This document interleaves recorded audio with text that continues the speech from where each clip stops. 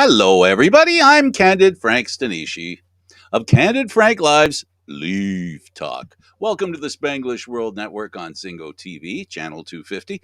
Please remember to download the Zingo TV app at the respective app stores for iOS and Android devices. While you download, make sure you rate and leave a comment. Both apps are absolutely free. Zingo TV is also available on Google Chromecast, Amazon Fire TV sticks, Roku sticks, and also on smart TVs 2016 forward. Now, joining me is, of course, Aaron William Freeland. And as usual, he worked very hard to get some stories together that we could talk about. And I have to say, this may not be one of my greatest shows. This might be probably, I figure, around 60% in the 60 percentile vein. And it's mostly because I'm mourning.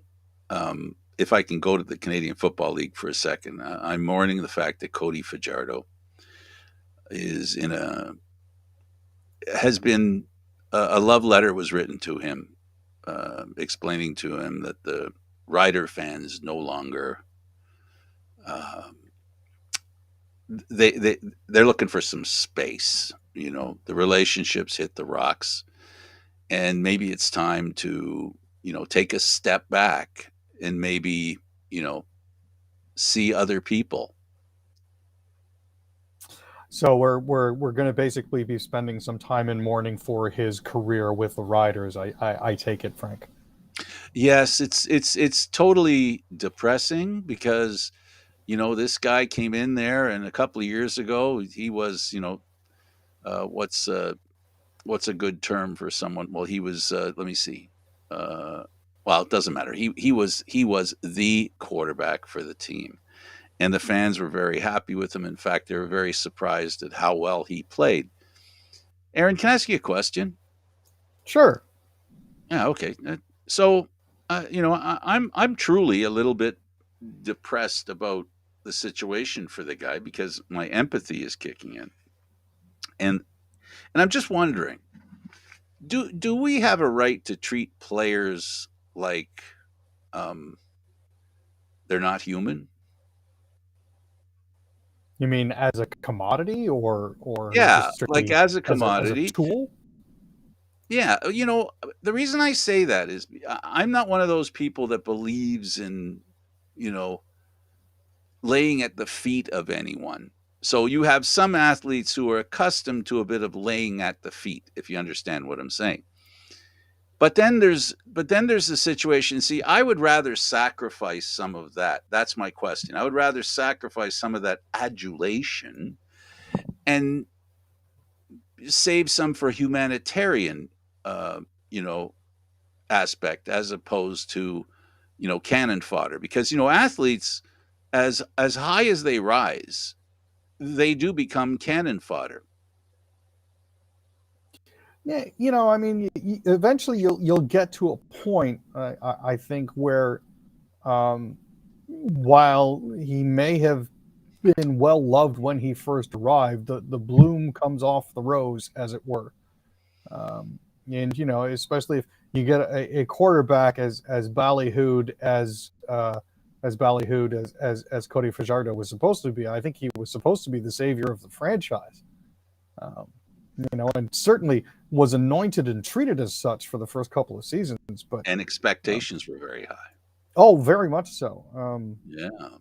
It just doesn't Yeah. seem Okay. that he's So, do you think it's just whatever fans do, that's good enough?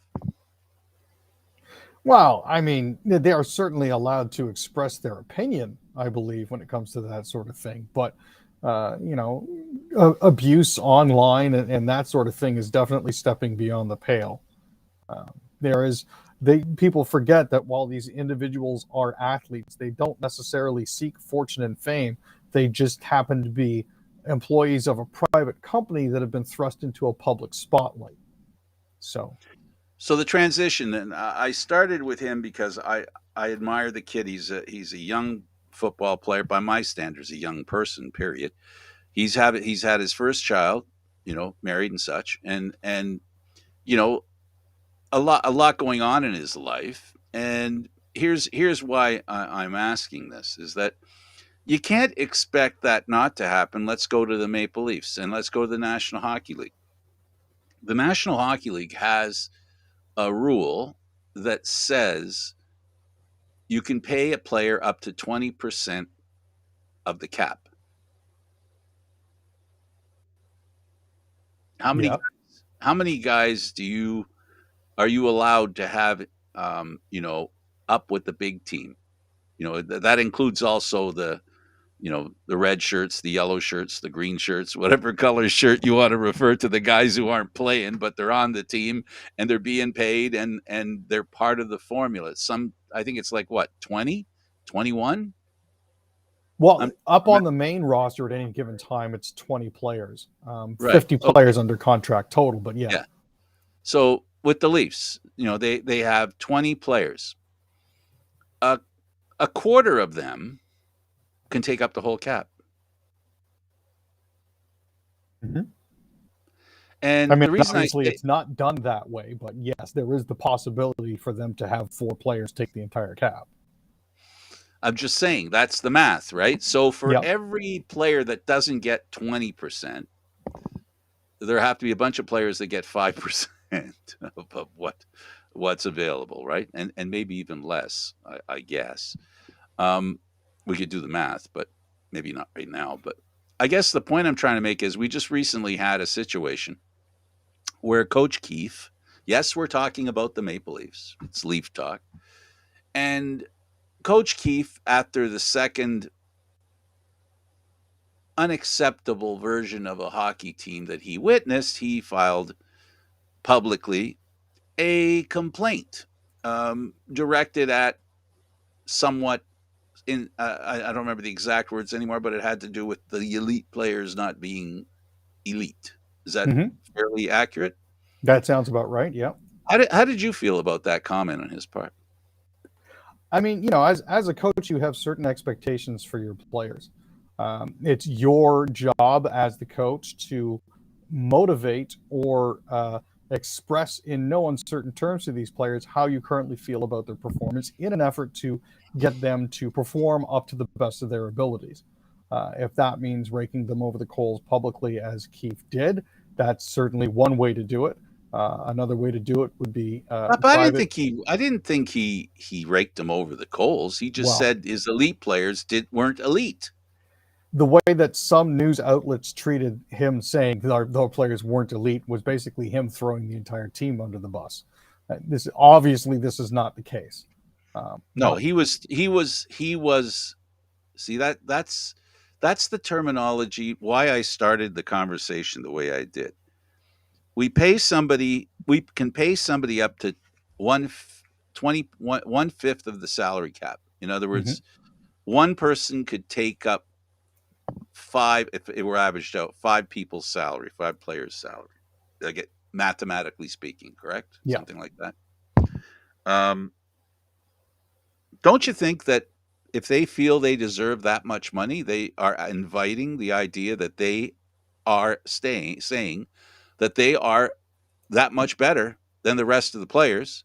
And if the team doesn't win, why would it surprise anybody that a coach would say the elite players didn't play elite hockey? If you lose and your elite players don't play elite hockey, um, what are you going to say, that your PTO guys didn't carry the game? I mean, Is that where we're going to go? realistically speaking, if you're getting paid as much as some of these guys are getting paid, then yeah, you should be performing at a much higher level than they have been. I mean, that's when you come down to the nuts and bolts of it all. You got to perform at least as well as you're getting paid. Right, right. So And the point, I guess the point I'm trying to make is that it's one thing to get paid, that much. It's another thing to think that that means that you're beyond criticism too. And that's right. the sense that I get from the Leaf elite players, or someone, not naming names, Dubas. I mean, that may have, not been very pleased with the way his players were talked about. Hmm. So, I mean, don't you think that when a team loses, the first people you should be looking at are the people that earn the most money? I mean, realistically, yes. But and again, this comes down to the age old But conundrum not when it comes. only, maybe I should qualify, not only with the elite players, but I think relative to what players get paid, that's the pressure that they put on themselves. They put on themselves in accepting that kind of money. Like a guy that, what we've learned, Aaron, and especially with this Leaf team, what we've learned over the past couple of years is that sometimes it seems the players who are earning the least seem to care the most. Insert Spezza. You know what I mean? Like we've had some guys that have come in here and bunting, right? Didn't earn that much money. And and we've gotten from them what I think people expect from Matthews and Marner. And we don't expect Marner to throw a pass into the slot, his own slot, and give an opponent an excellent opportunity to score. We don't expect that from him. Why? Because if we were to expect it of anyone, it would be one of the guys that's making $1 million or $700,000 a year. If they made it, you go, well, we got to kind of accept that because they're not perfect. Yeah, the problem is when you get a player who's making as much as Muzzin does, throwing it up the middle like that, then that's when it gets to be a little bit more of an issue, Well, right? that's the issue, right? Yeah, Isn't that? But that's the whole thing. All I'm saying is I guess this whole thing that I started, what I was trying to get to, is that you know when a coach does his best impression of Gilda Radner, basically saying, "Never mind."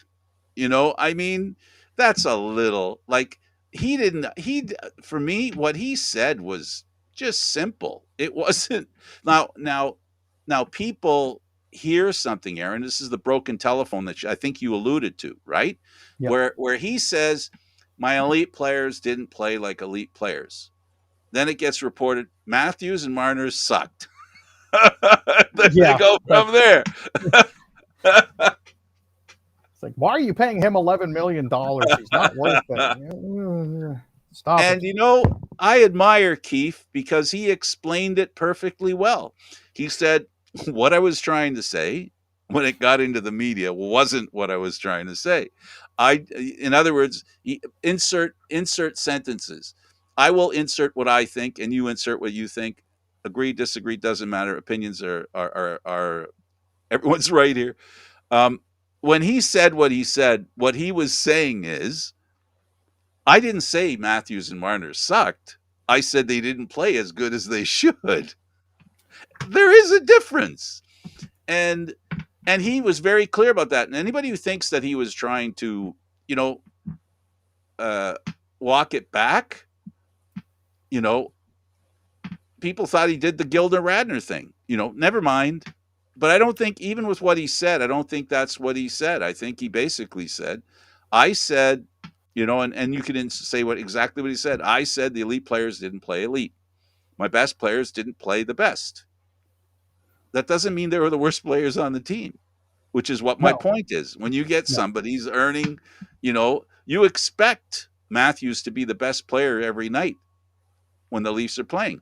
And to a degree, even though he did not score, he was one of the best players on the Leafs. no. Again, it's the perception, and everybody wants to flap their hands and say the Blame. sky I is think it's falling, the sky blame, is Aaron. falling. It's blame. When our Uh, team loses, it's somebody's fault. yeah, the teams. The team's fault. It's a game, for goodness sake. The point I guess I'm trying to make is that I think in sports we get a little too personal, and people take, like, at times I understand exactly where Keith is coming from, because I've said some things in the past that were not personal, were specific to a way a player plays. For example, Nylander didn't seem to have that much of an effort at times. It seemed like he was, not skating without. So I say that, and then somebody responds and goes, he's one of the best players the Leafs have. I didn't say he was the worst player on the Leafs. I said that Nylander, the way we expect him to play and how he plays, sometimes are two different things. And sometimes, here's where the insert coach.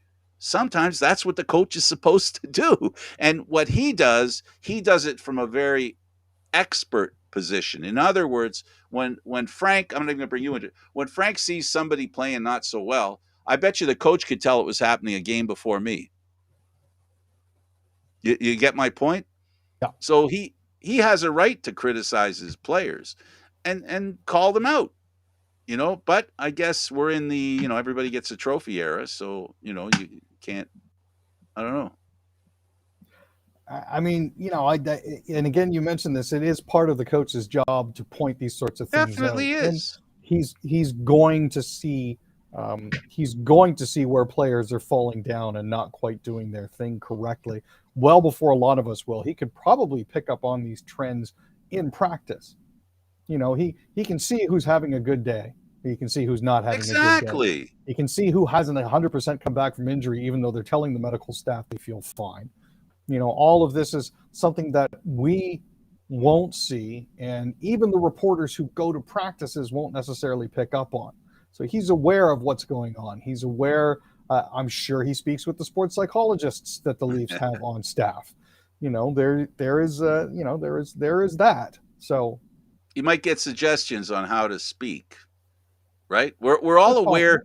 We're all, and you can bet this happens with the Toronto Maple Leafs being, more or less, depending on how you see it, politically correct.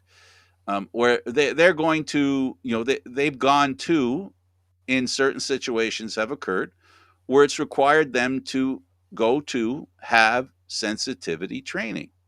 And people laugh at that kind of stuff. But when it comes to whatever, there's good and bad with that kind of social engineering, if I can call it that, right? The team, the Maple Leafs, are a team that many of us have expected them to go a long distance in the playoffs, and they stubbed their toe at the starting line, right? yeah. So there's a lot of pressure on that team to finally do something like what people expect. And certainly the start that they've had this season so far does not lead into the kind of season that everybody predicted they would have. Because as you know, every year the Leafs are supposed to go 82-0 because, it's the Leafs. And they're supposed to go 16-0 on their way to the Cup because it's the Leafs. But when a team comes out playing just like a team, there are new players that they've brought in, quite a few of them. It's not like they're going to gel immediately, and it's even though they've had 7 or 8 preseason games, it's not like everything is all of a sudden going on all cylinders. That's not the way it works. It's never the way it's worked, and yet people still seem to think that it's just going to happen, and I think that's the You're totally frustrating right. part watching this sort of thing is that it's. I mean, who figured Tampa Bay would be 1-3-0 to start the season? I mean, who else thought Philly was going to be 3-1-0 and tied for second in their division? That's where expectations sometimes are easy to overcome because the bar is so low. Warnock, running for Senate in Georgia, is learning that. If the bar is not high, and here's my thing with this is that fans sometimes put undue pressure on their team, right? Where, listen, I'm all for, and I do criticize teams and their players but I like to think that I'm not personal about it. I talk about their ability and how, the sin, not the sinner, right? I mean, I just don't like some of the personal stuff that goes on. Like I said, the reason I brought up the Cody Fajardo thing because a friend of mine wrote an article for Three Down Nation and wrote a breakup letter with Fajardo from the Riders fans. Now, he had his tongue firmly planted in his cheek. But, there's a lot of people who have that kind of attitude. And with the Toronto Maple Leafs, they've got talented players who are being paid what they're going to be paid. It's done. There's nothing that can be done about that. So what has to happen is the coach and the general manager have to bounce all these balls. People will say, and I'll give an example, and you may or may not agree, Robertson's a guy that I've always felt that Dubas wants on the team. I really feel that Dubas wants Robertson on the team. Robertson's had some bad luck. Robertson was sent down to the minors, not because he wasn't a player that made the squad, but because he could go down and they wouldn't lose him, right? So, and then people say, see, he should have stayed up. Yeah, I know he should have stayed up. But to keep him up, what we know already is that Dubas has to do something to keep him up because he needs to have his contract up here and he needs to protect, and let me make this clear, folks, he needs to protect his depth. And right now, I don't know how thin their defense is, but I don't think depth is the word you can use with their defense right now, Aaron. No, no. Unfortunately, the Maple Leafs find themselves in a very unenviable position where things are getting tighter and tighter for them on the back end as they go. Liljegren still hasn't come back. Jordy Ben is on long-term injured reserve. Jake Muzzin is on injured reserve. Matt Murray is now on long-term injured reserve. This, of course, frees up money, but it doesn't free up contracts. That's the problem. Now, and you're going to see a lot of players going up and down and up and down over the course of the next few weeks while players heal and come back. And that's because you have to keep juggling what they get in the NHL versus what they get in the AHL and how close that puts the Leafs each and every day to their cap. And, there's going to be a lot of paper transactions that go on here. So the toughest part for the Leafs right now is that they're going on the road for 5 games with a lineup that's pretty thin. I mean, those two things, they work against a team. And both together, on the road, short manned, this is a team that is going to struggle to be 500. Struggle. But if they do come back and remain at 500, under the circumstances, Aaron, would you consider that a success? Or does more have to happen? Do they have to, there's it's hard to say now with points, but there's a possible 10 points out there for them when they go on the road trip. Yeah. I'm saying 5 would be good. I think 6 or 7 would be great under the circumstances. In reality, with what's going on with that lineup. Well, on the back end. I was looking at their the first month here. So they've got 10 games. That's 20 potential points out of the month of October. So far, they're 3-2. So they've lost to Montreal in their season opener. Then they turned it around and beat Washington. And then they beat Ottawa. Then they lost to Arizona. And then they won last night in overtime against Dallas. So that puts them at 6 points. While they're on the road, realistically, I think they can get at least 4 points out of this trip. And then whether it's a whole bunch of ties and overtime losses, or whether it's through wins and outright losses. Potentially speaking, out of this trip, they could realistically come home with 16 points. It's unlikely, but based on what's going on the back end, a win all 5 games. It's possible. The Sharks are 1-5. Los Angeles ain't so hot either. But you've got the Maple Leaf team that plays down to the level of their opposition to concern yourself with. There is that. I'm not going to lie. That is a bit of a concern, especially when most of these games out there are really, I guess, what we'd consider all trap games. Well, the next 5 games, I agree with you. If they came back with 6 or 7, they would be in an okay position. I said at the beginning, before they played any of the games, when we started doing this Leaf Talk thing for this year and for every year, really, the Leafs have to be in a playoff spot from beginning to end. They cannot put themselves in a position where they have to chase a playoff spot. That's something they cannot do. If they plan on having any success in the playoffs, they haven't benefited from it up to now. Maybe they'll do it the opposite way. Maybe, if they sneak into the playoffs and then, they don't have time to think about the first round, they're in the first round, maybe things change. And there's that too, right? There's so many things. But now let's not get ahead of ourselves. You said it right. We go on this, we see these guys go on this road trip.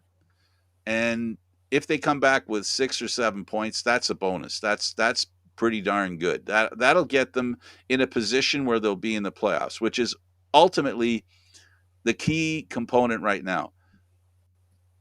So we agree on that. I agree with you. Now, about the process that the team's going through, we really don't know how good this team is because they have so many injuries.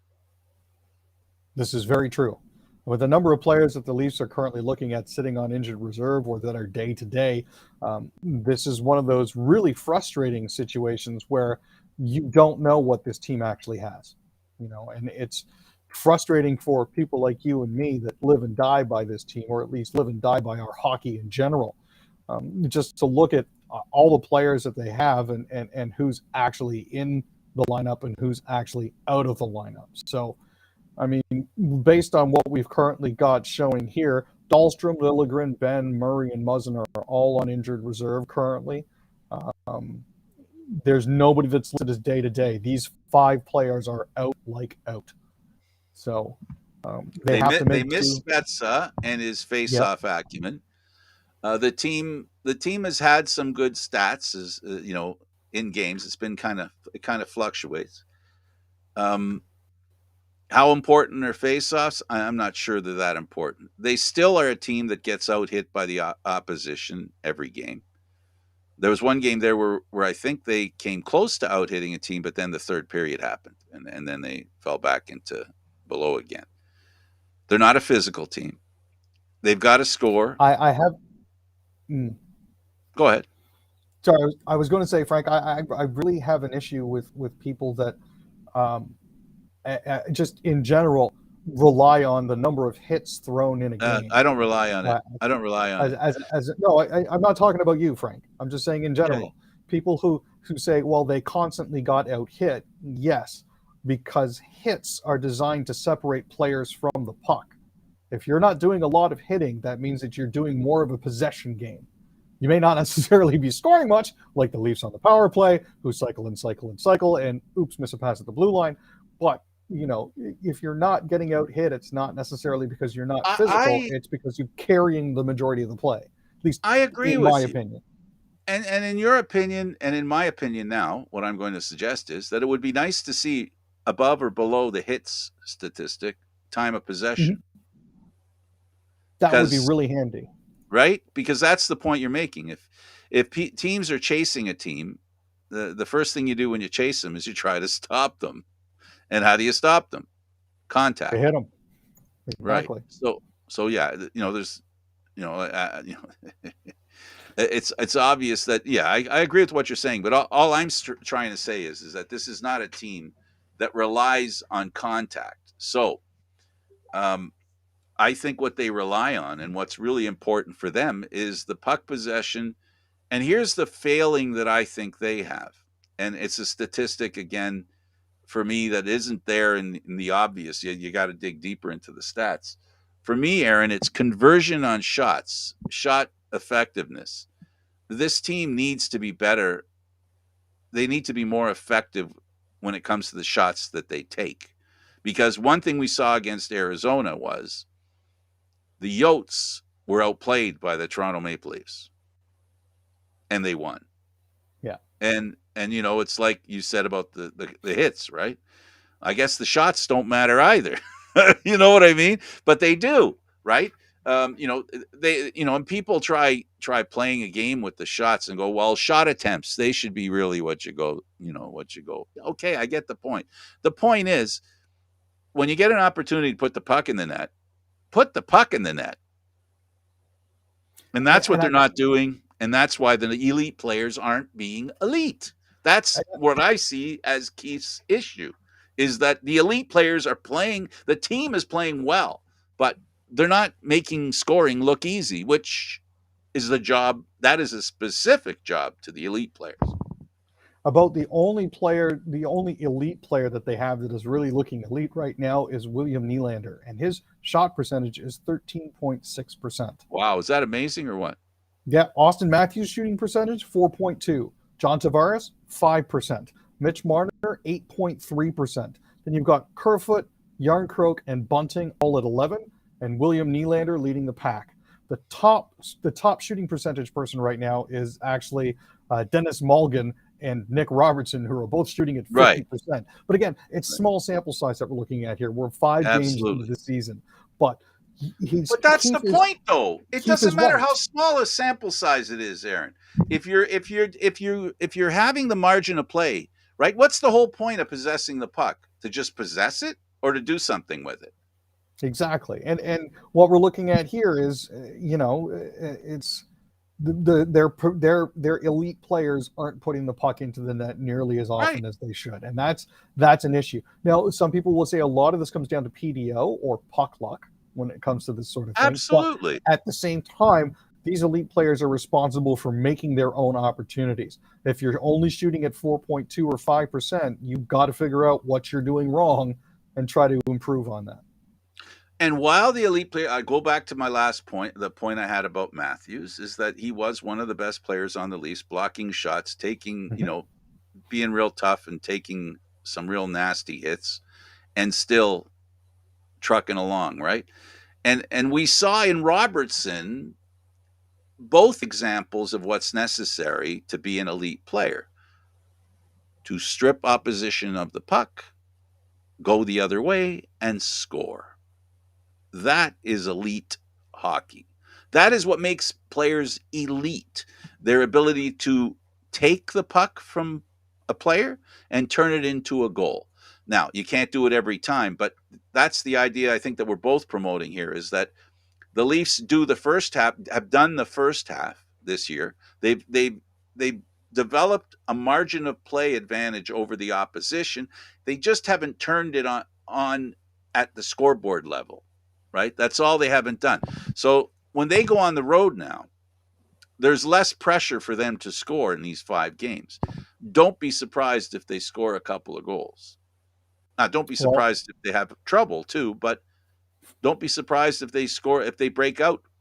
From what I've seen the beginning of this season, sorry, their game has been better than some people think. Their record isn't a fair reflection of how they played. Montreal, they lost. They shouldn't have. They shouldn't have.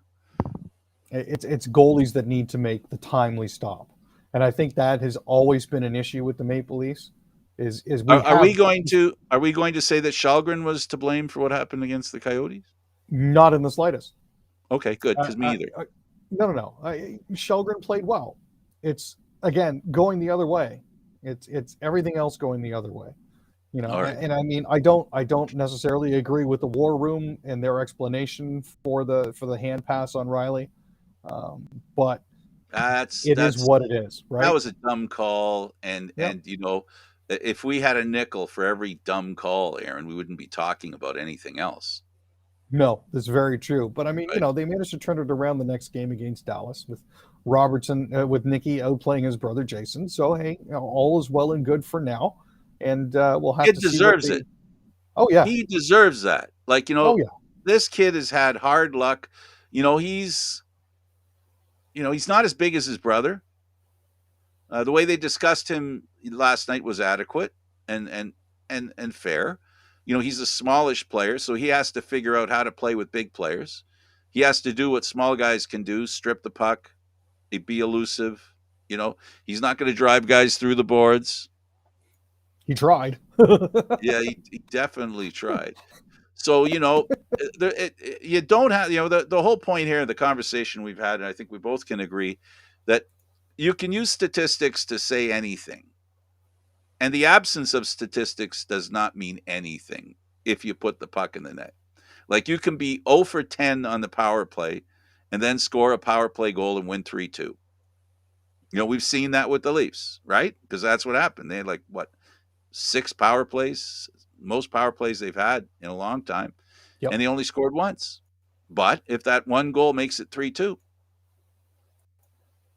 that's all you need. and that's And why again, statistics don't matter. exactly the only thing that really matters is what's up on that thing hanging over center ice at the end of the game. That's There you really what go. it all boils down to. Win, lose, or overtime. Just Exactly. because you can make a point if you do overtime. Let's take a break for news, Aaron. What are your favorite news stories for today? Oh, I'm just looking at the absolute shambles that the UK is in currently. Uh, just wow. Oh my goodness! And did you hear? They're thinking of bringing back the old PM. He's the Apparently, favorite Boris to come Johnson. back. Boris Johnson's the favorite to come back. This was just absolutely astounding. Now, and what's really funny is there was a book um, that was due to come out about Liz Truss's meteoric rise to power. It's unfortunately not due to hit bookshelves for another 6 weeks. So the two authors will have a chance to do some rewrites. Oh, But good golly. yeah, it's Good one of golly. those The things that, first prime minister to live through two, a king and a queen. And she did it all in 6 weeks. I think that's funny. I think it's really funny. You know what? The big problem here in Canada, the U.S., everywhere in the world is inflation. You and I think you recall that we knew that something like that was going to happen after the pandemic, because society is going to get all active, and when they get active, it's like everybody else, right? You just like people do, right? You don't do something for a while, you start to do it, you make all kinds of mistakes till you remember or get back in that rhythm. So there's going to be a lot of stuff that doesn't go right. But what we have, and in England too, the problem that she's having, it has to do with inflation, and they don't feel she's doing a good job. She decided to give tax cuts to the rich when the people, the average folk, are, they're, for a person who's making, if I can use Canadian numbers, if a person is making $14 an hour and gas goes up by 20, 30, 40, 50%, and they got to go to their job, they feel it, you yep. know? So somebody who's making $100 an hour, if they're paying an extra, the extra on gas, they don't feel it. They can see it, but they don't feel it. But No. other folks who are earning minimum wage are just, trying to save money. It just doesn't work out for them, unfortunately. And her attempts to redirect British fiscal policy was unfortunately an absolute shambles. Um, and, 24 hours after saying, I'm a fighter, not a quitter, she quit. Now, here's the interesting thing. Having been there for 42 days, she actually is now eligible to receive an annual allowance of £110,000 a year for the rest of her life. Good for her. Yeah. 6 weeks. So 6 weeks. 6 weeks. 6 weeks. Aaron's already worked more than 6 weeks, and he's not going to see anything like that. Nope. I But, definitely didn't. I am thinking of taking advantage of dual citizenship offers because my grandparents were from the UK. So who knows? There you go. The other thing is that we have in the world today, we have friends of Russia in the U.S., politicians that are and media that are friendly with the Russians, former presidents that are friends with the Russians. The same is true with OPEC. There are politicians who are oil concerned. They're always concerned about ensuring that oil is still a factor. Biden right now is, if you want to talk about Trudeau and Biden, what they got to deal with is inflation.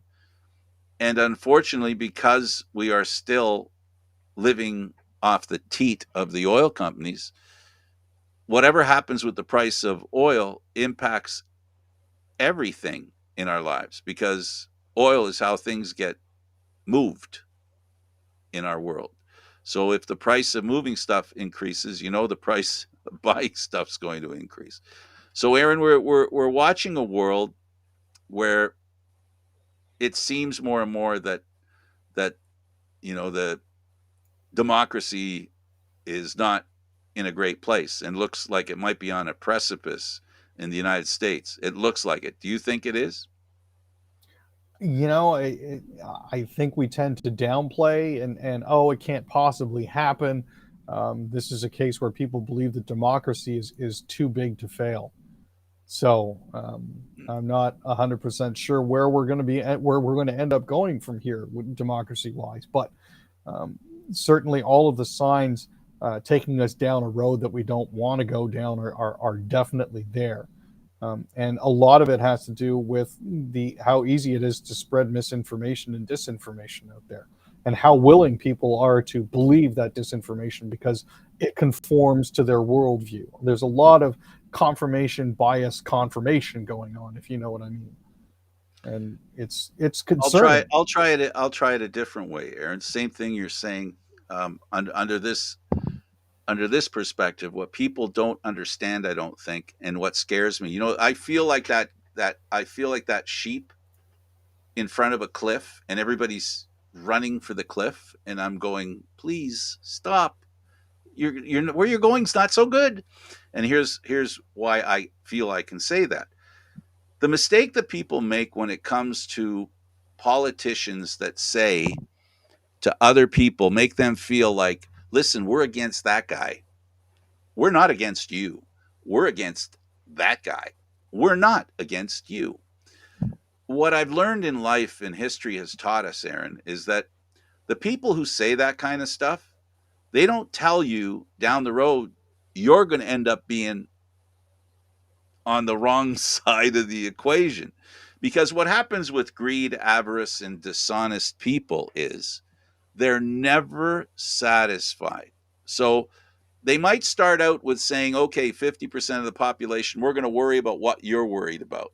But eventually, what's going to happen is when you forsake democracy and you forsake accountability, when you forsake your leaders being honest, trustworthy, and, uh, you know, really, that's the main thing. Once you can't trust a leader, in reality, right, you think Trudeau's the guy you can't trust. You think Biden's the guy you can't trust. Then there's Trump, who you can't trust him. People can say they don't trust Biden, but you know what? What do they know as far as not trusting Biden is concerned? Do they know that he's done stuff like Trump has? Do people know that Trudeau's done things like Trump's done, which is come out and lie on a regular basis? They love him because he's giving a certain group of people in the United States, making them feel like they're more important than somebody else. And I got news for you, folks. People who do that don't stop. They don't stop whittling away at who's important and who isn't.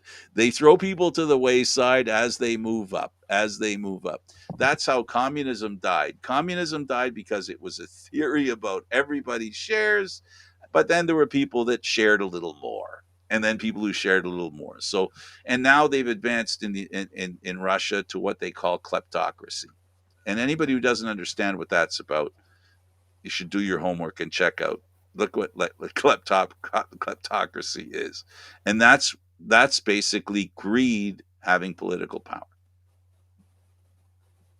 and that's what That's we're up against. basically that's basically what it boils down to. Is those in power in Russia have basically essentially stolen it or bought it, for lack of a better term. It's no longer communism. It's no longer democracy, even though they have elections. It's now an oligarchy, a plutocracy, and a kleptocracy. Is basically And what it as comes down to. long as there's enough people that don't realize they're in a bad way, and when I say don't realize they're in a bad way, I mean don't realize they're in a bad way, it continues. Here's the fear I have. Whether it's Russia, whether it's Canada, whether it's the United States, whether I'm wrong about the people I mentioned, the problem is you don't know you're at the end of the branch until you're at the end of the branch. Because whether you want to admit it or not, at some point, everybody's putting faith somewhere. And I've learned in life sometimes you put faith in the wrong place. And, you know, if people are honest, then you're putting your faith in people who are honest. And that's what I prefer. And by my definition of honesty is not people who have to deal with accusations with no basis. That's not a person who's Yeah, dishonest. That's the way it goes. After all, Obama was born in the U.S. If you consider Hawaii the U.S. Well, I certainly do. Not continental United States, but still United States. But yeah, so dishonesty is something that is a lot of fun. Okay, let's talk a little bit about the Leafs, and we're happy with the production of some of the young players, right, and new players. That fair? I think that's fair to say, yes. I am too. I think they've got a team. I'd like to see what the team looks like when it's healthy. If that ever happens. There have been seasons where teams aren't healthy at all ever. I mean, this is one of those things where you look at the Maple Leafs and you look at the team and their statistics, and you say to yourself, okay, so who is performing above expectations currently? And Absolutely. a lot of those players that are currently playing better than expected are a lot of the newer players that they brought in. There have been some surprises there. There have been some disappointments. I mean, Calle Yarncroke has been a very pleasant surprise. Very Uh, good. Dennis Mulligan may have only played a game, but he's still been a very pleasant surprise as well. Uh, I'm You glad could see actually that, the faith they have in him, yeah, where it comes from, right? exactly. And even players like Victor Mete and Zach Aston Reese, who were picked up just before the season started, those players, I haven't noticed Victor Mete. He's a defenseman. That's a good thing. Zach Aston Reese has a certain hard-nosed style that he plays. He may not light up the score sheet, but at the same time, he's not a defensive liability. So that's been a welcome revelation. Well, they were hoping he was going to be the kind of guy Bunting turned into. Mm. But for him to turn into a Bunting, they've got to find a couple more $12 million men to play with.